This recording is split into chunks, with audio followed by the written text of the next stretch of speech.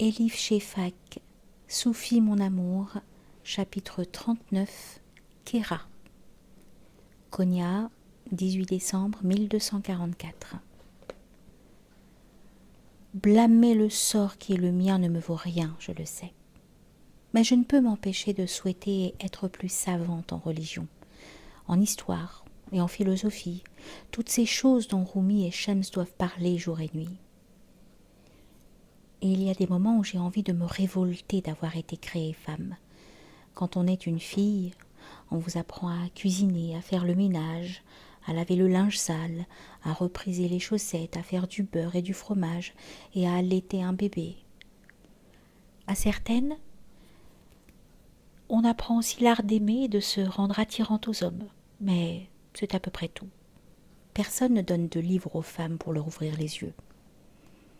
Aux premières années de notre mariage, je me glissais à chaque occasion dans la bibliothèque de Rumi. Je restais assise au milieu de ces livres qu'il aimait tant. J'aspirais leur odeur de poussière, de moisissure, curieuse de savoir quel mystère ils cachaient. Je savais à quel point Rumi adorait ces livres, dont la plupart lui avaient été transmis par feu son père, Baha'ad-Din.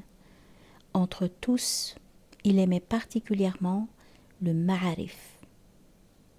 Combien de nuits n'a-t-il pas passé à le lire jusqu'à l'aube, alors que je soupçonne qu'il connaît tout le texte par cœur. On pourrait m'offrir des sacs pleins d'or que jamais je ne vendrai les livres de mon père, dit Rumi. Chacun d'entre eux est un legs précieux de mes ancêtres. Je les ai reçus de mon père et je les transmettrai à mes fils. J'ai appris à mes dépens quel prix Rumi attache à ses livres. Nous étions mariés depuis moins d'un an, que, un jour où j'étais seule à la maison, j'ai eu l'idée de dépoussiérer la bibliothèque. J'ai sorti tous les livres des étagères et j'en ai essuyé la couverture avec un chiffon de velours trempé dans l'eau de rose. Dans la région, on croit qu'il y a une sorte de djinn juvénile appelé Kebikek qui prend un malin plaisir à détruire les livres.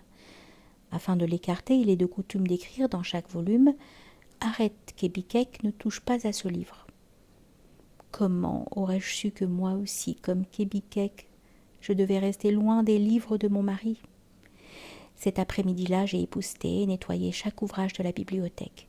Puis je me suis mise à lire La vivification des sciences de la foi de Razali. Ce n'est que lorsque j'ai entendu une voix lointaine et sèche derrière moi que j'ai pris conscience du temps que j'avais passé en ce lieu. « Kéra, que fais-tu donc ici ?»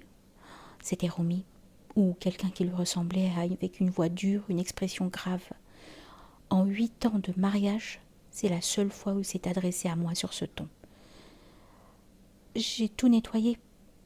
Je voulais te faire la surprise, » ai-je murmuré d'une petite voix. « Je comprends. Je te prie dorénavant de ne plus jamais toucher à mes livres. En fait, je préférerais que tu ne pénètres plus du tout dans cette pièce. » Depuis ce jour, j'ai évité la bibliothèque, même quand il n'y avait personne à la maison. J'ai compris et accepté que le monde des livres n'était pas, n'avait jamais été et ne serait jamais pour moi. Mais quand Shams de Tabriz est venu chez nous et que mon mari et lui se sont enfermés 40 jours dans la bibliothèque, j'ai senti bouillir en moi un vieux ressentiment. Une blessure dont je ne savais même pas souffrir s'est mise à saigner.